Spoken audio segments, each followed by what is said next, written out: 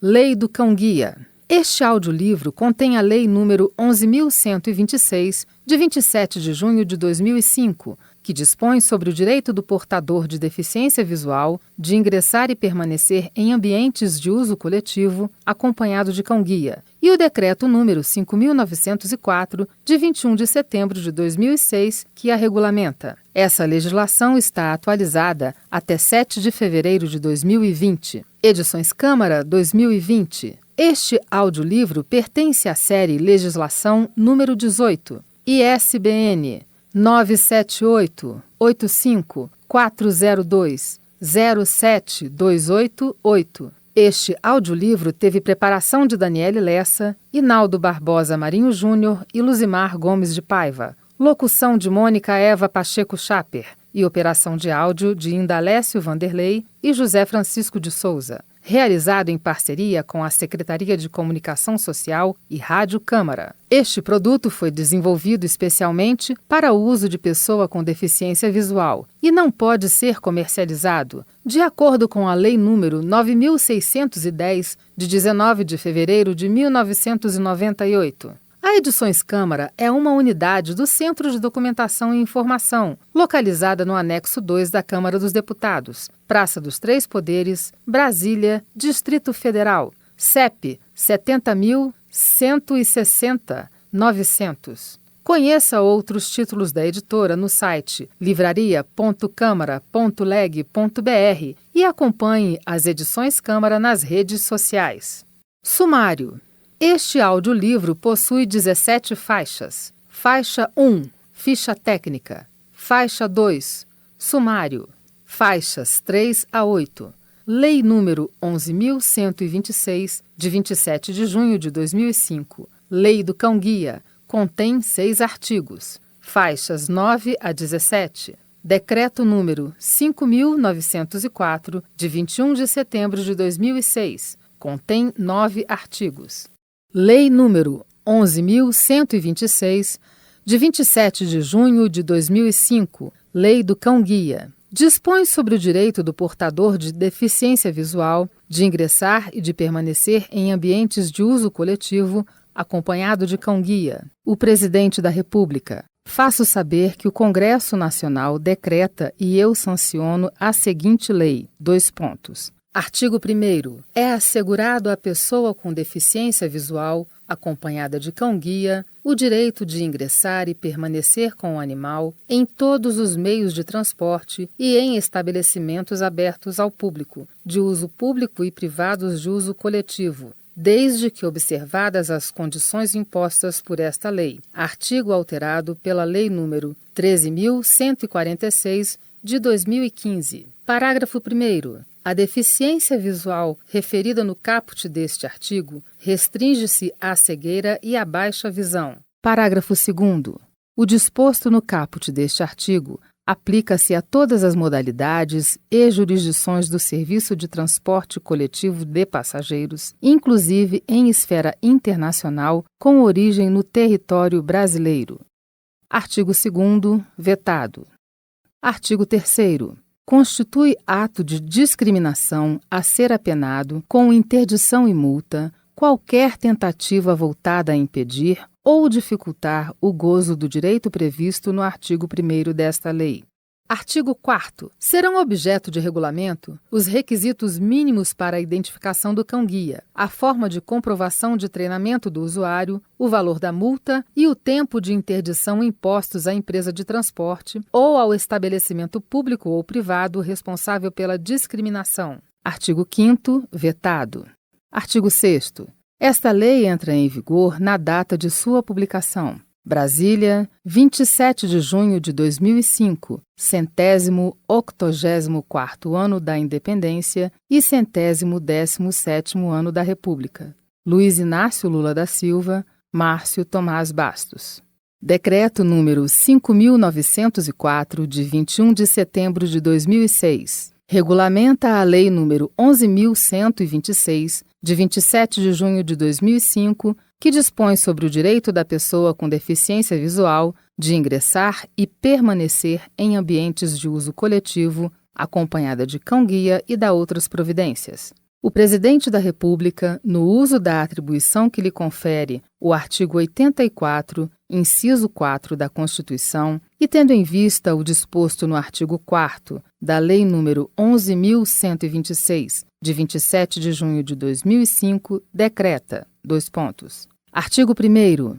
A pessoa com deficiência visual usuária de cão-guia tem o direito de ingressar e permanecer com o animal em todos os locais, públicos ou privados de uso coletivo. Parágrafo 1º. O ingresso e a permanência de cão em fase de socialização ou treinamento nos locais previstos no caput somente poderá ocorrer quando em companhia de seu treinador, instrutor ou acompanhantes habilitados. Parágrafo 2º. É vedada a exigência do uso de focinheira nos animais de que trata este decreto, como condição para o ingresso e permanência nos locais descritos no caput. Parágrafo 3º.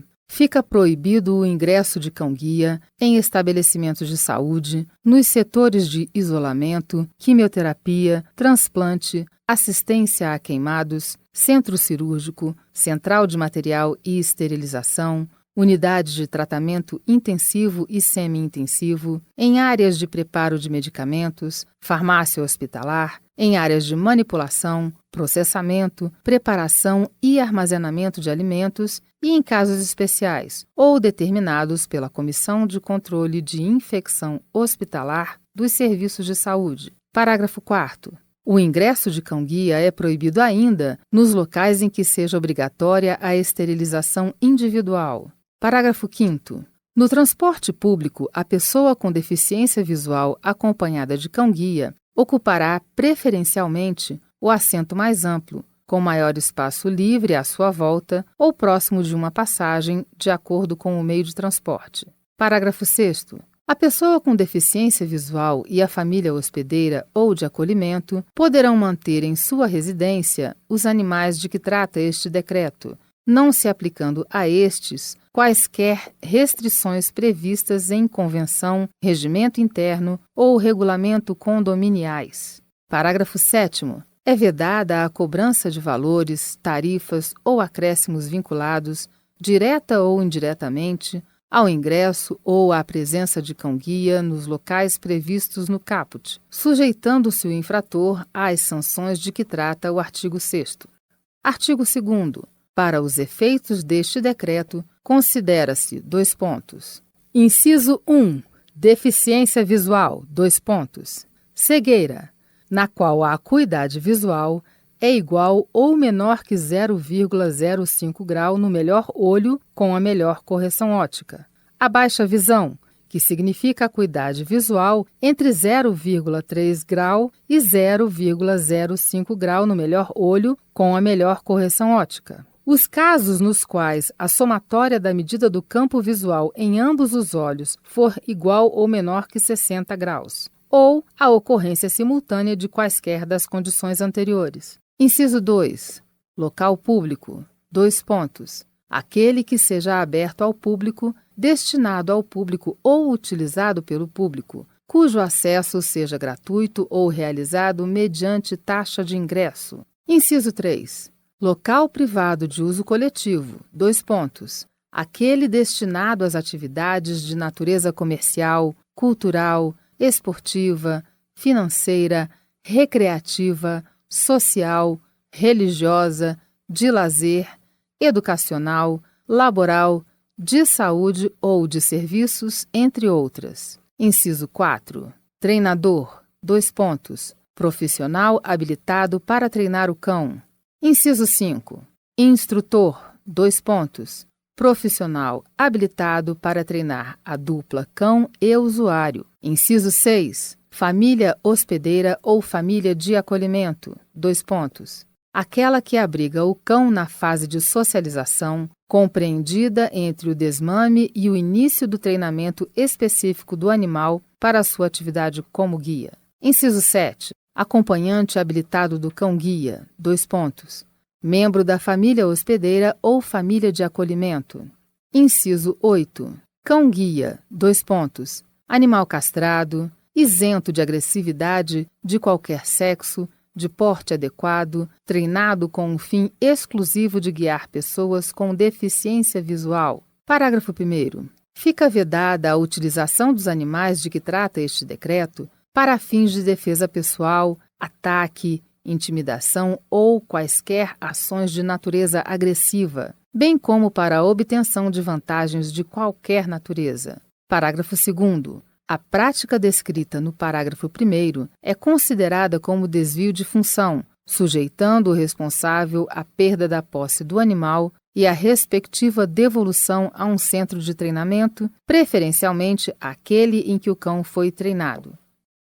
Artigo 3º.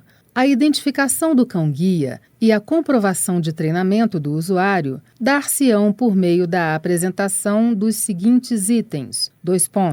Inciso 1. Carteira de identificação e plaqueta de identificação expedidas pelo Centro de Treinamento de Cães-Guia ou pelo instrutor autônomo, que devem conter as seguintes informações. Alínea A.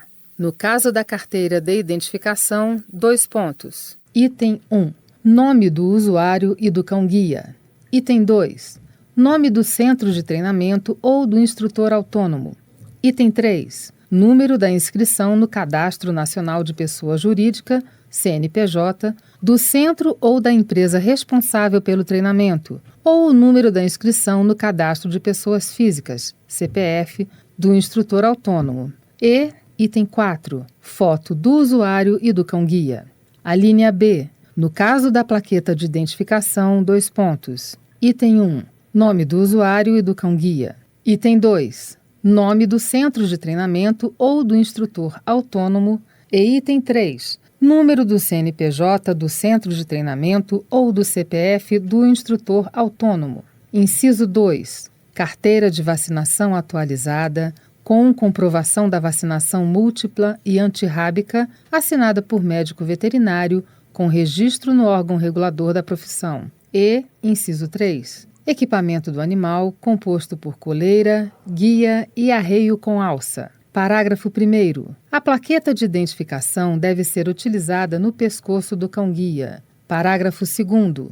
Os centros de treinamento e instrutores autônomos reavaliarão sempre que julgarem necessário o trabalho das duplas em atividade, devendo retirar o arreio da posse do usuário, caso constatem a necessidade de desfazer a dupla, seja por inaptidão do usuário, do cão-guia, de ambos ou por mau uso do animal. Parágrafo 3º. O cão em fase de socialização e treinamento deverá ser identificado por uma plaqueta presa à coleira com a inscrição cão-guia em treinamento, aplicando-se as mesmas exigências de identificação do cão-guia, dispensado o uso de arreio com alça.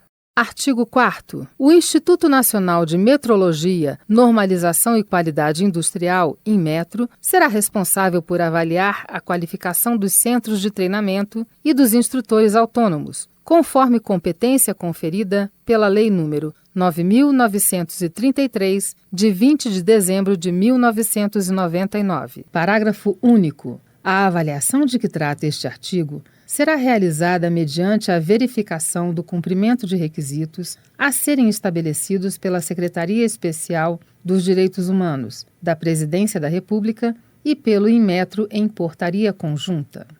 Artigo 5º. A Coordenadoria Nacional para a Integração da Pessoa Portadora de Deficiência, CORD, da Secretaria Especial dos Direitos Humanos, organizará exame para avaliar a capacitação técnica dos treinadores e instrutores de cão-guia por meio da instalação de comissão de especialistas, formada por: Inciso 1. Representantes de entidades de e para pessoas com deficiência visual. Inciso 2. Usuários de cão-guia. Inciso 3. Médicos veterinários com registro no órgão regulador da profissão. Inciso 4. Treinadores. Inciso 5. Instrutores. E inciso 6. Especialistas em orientação e mobilidade. Parágrafo 1º. O exame terá periodicidade semestral, podendo ser também realizado a qualquer tempo, mediante solicitação dos interessados e havendo disponibilidade por parte da CORD. Parágrafo 2º. A CORD poderá delegar a organização do exame. Artigo 6º. O descumprimento do disposto no artigo 1º sujeitará o infrator às seguintes sanções, sem prejuízo das sanções penais, cíveis e administrativas cabíveis. Inciso 1. No caso de impedir ou dificultar o ingresso e a permanência do usuário com o cão-guia nos locais definidos no caput do artigo 1º, ou de condicionar tal acesso à separação da dupla, sanção: multa no valor mínimo de R$1.000 e máximo de R$30.000. Inciso 2. No caso de impedir ou dificultar o ingresso e a permanência do treinador, instrutor ou acompanhantes habilitados do cão em fase de socialização ou de treinamento, nos locais definidos no caput do artigo 1º, ou de se condicionar tal acesso à separação do cão, sanção: multa no valor mínimo de R$1.000 e máximo de R$30.000. E, inciso 3, no caso de reincidência, sanção: interdição pelo período de 30 dias e multa no valor mínimo de R$1.000 e máximo de R$50.000. Parágrafo único. A Secretaria Especial dos Direitos Humanos será responsável pelo julgamento do processo, recolhimento da multa e decisão da interdição. Artigo 7º. O usuário de cão-guia treinado por instituição estrangeira deverá portar a carteira de identificação do cão-guia, emitida pelo centro de treinamento ou instrutor estrangeiro autônomo, ou uma cópia autenticada do diploma de conclusão do treinamento no idioma em que foi expedido, acompanhada de uma tradução simples do documento para o português, além dos documentos referentes à saúde do cão-guia, que devem ser emitidos por médico veterinário com licença para atuar no território brasileiro, credenciado no órgão regulador de sua profissão. Artigo 8º. A Secretaria Especial dos Direitos Humanos realizará campanhas publicitárias, inclusive em parceria com estados, Distrito Federal e municípios, para a informação da população a respeito do disposto neste decreto, sem prejuízo de iniciativas semelhantes tomadas por outros órgãos do poder público ou pela sociedade civil. Artigo 9º. Este decreto entra em vigor na data de sua publicação. Brasília, 21 de setembro de 2006, 185º ano da Independência e 118º ano da República. Luiz Inácio Lula da Silva, Erenice Guerra.